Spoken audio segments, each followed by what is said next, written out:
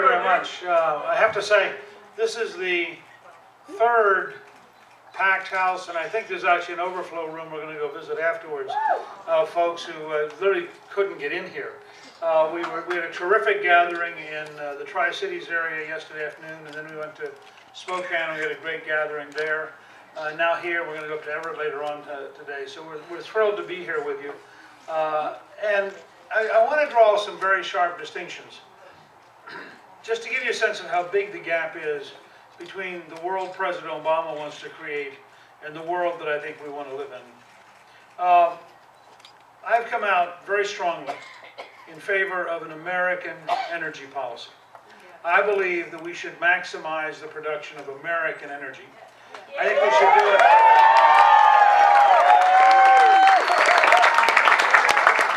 And I think we should do it for national security reasons, because if you had American energy, no future president would ever again bow to a Saudi king.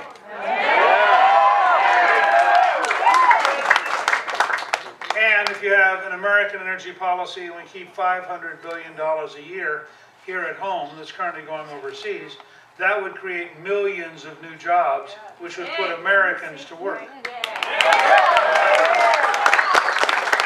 And it turns out, if you would create on federal land and offshore enough energy production, the estimate by the leading developer of North Dakota is that you would ultimately, over the next generation, pay $16 to $18 trillion in royalties to the federal government with no tax increase.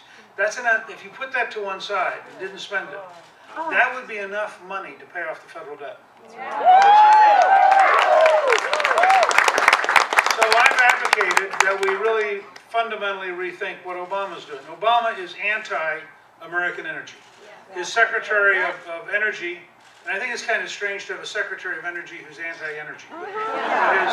His Secretary of Anti-Energy, which might be a more accurate phrase, said a couple years ago his goal was to make gasoline as expensive in the U.S. as it is in Europe.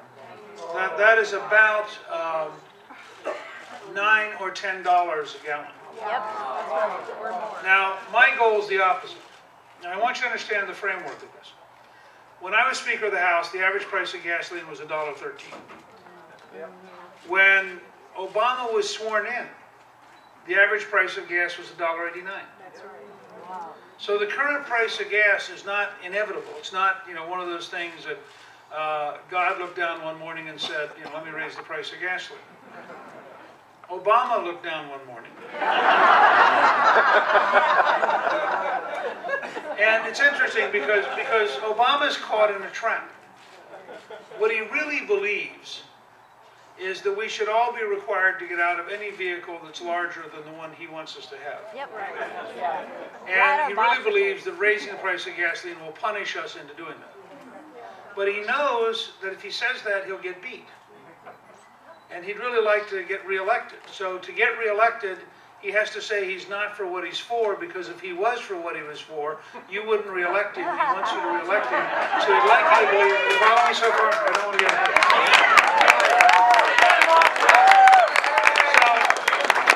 So the president went to Florida yesterday to give an energy speech.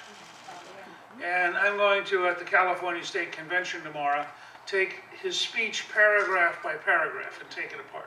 And think of this as a trial run for the debates this fall. But in the interim, let me just share with you a couple of observations. So the president says 2 or 3 times, there is no silver bullet. Now, of course there is. Defeat Obama.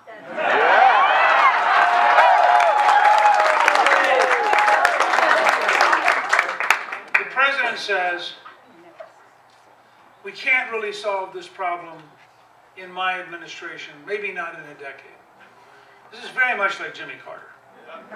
Carter ended up with gasoline rationing. The country was going to pieces. We had inflation. We had unemployment.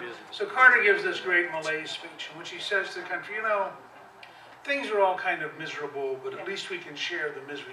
And the average American thought, no, let's just fire you and get back to being happy. So Obama starts describing the future.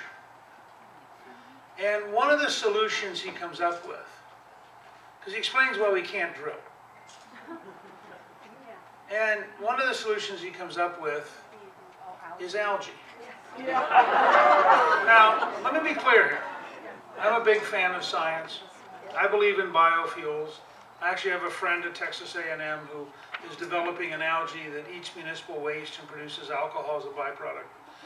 It's a terrific concept. I think in 20, 30, 40 years, it'll be at scale. Maybe.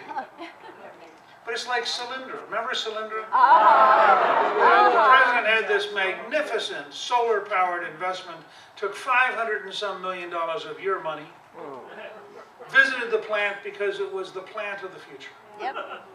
I suspect in the next few weeks we'll see him at some algae pond. So one of the things that I want to do this fall, we're going to produce at Newt.org a poster you can get. And it's going to have President Drilling and President Algae.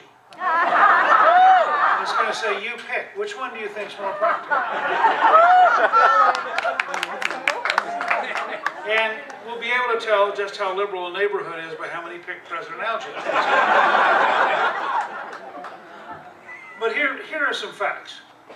If the president would approve the Keystone Pipeline, that brings 700,000 barrels a day of Canadian oil to Houston. If the president would approve going back to pre-Obama drilling off of the Gulf of Mexico, off of Louisiana, that adds 400,000 barrels a day. If the president would approve already identified areas of Alaska, that would be 1,200,000 barrels a day. I mean, the fact is, in a series of very specific steps, if you added to that legislation to make it easier to build an oil refinery, which we haven't built in years, you would then have a dramatic improvement. I'm giving you this as background. Every single practical step that's doable, that the technical experts in the industry say can be done, is opposed by Barack Obama. And it's opposed because he represents a left-wing worldview, which believes that we should not be allowed to have the car or truck we want because we have the wrong values. And they're happy to impose on us their values. And they want to rig the game so that we are literally punished out of the vehicles we drive and forced into the vehicles they want us to drive. Now, take the Volt. And I got in some trouble. I made the comment the other day that one of the problems is that you can't put a gun rack in a Volt.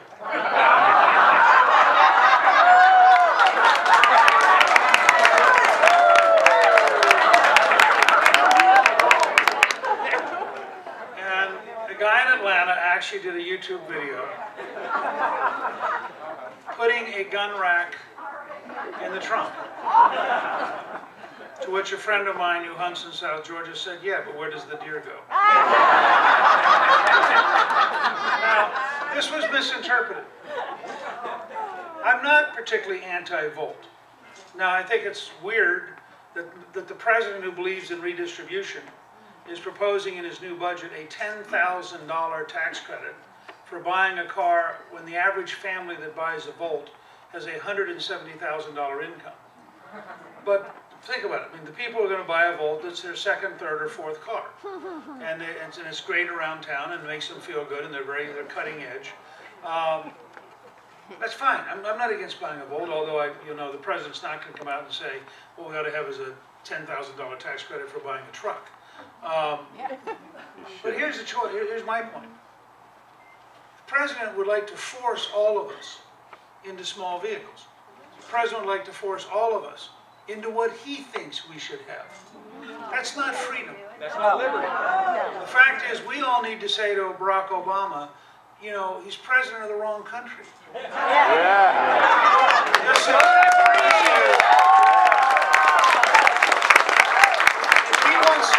he wants a country where he gets to tell people what they should do, he needs to move to Europe. This is a country founded by a group of people who wrote we hold these truths to be self-evident. Remember, the Declaration of Independence starts with truth, a very unliberal concept. That we're all created equal, which was a very radical statement in 1776, and which we didn't live up to early on. We had slavery, women had a secondary role. We spent 225 years moving towards a better America. But the ideal was there. They then said the thing which makes us exceptional. We are endowed by our Creator with certain unalienable rights, among which are life, liberty, and the pursuit of happiness. Now, this is central to understanding America, and it's one of the things that Barack Obama doesn't understand at all. We are the only society in history which says power comes from God to each one of you personally, and you are personally sovereign. You personally have power. And you loan power to the state. The state does not loan power to you. Yeah.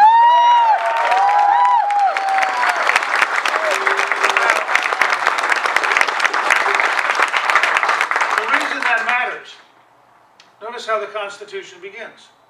We, the people of the United States. It doesn't begin we, the politicians, we, the bureaucrats, we, the judges. It begins we, the people.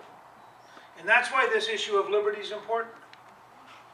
Who is the president to describe for the rest of us the house we should live in, the car we should drive, the job we should have, the religion we should practice? Yes.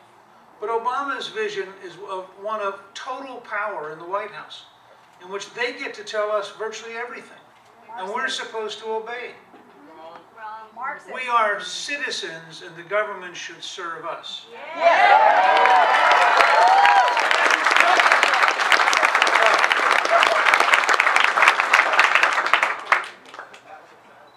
There's a second thing that happened in the last few days that I raised a serious direct question about. And that is the killing of 2 Americans in Afghanistan. And I just want to be very clear about this. When churches are burned in Nigeria, no one apologizes. No. When churches are burned in Egypt, no one apologizes.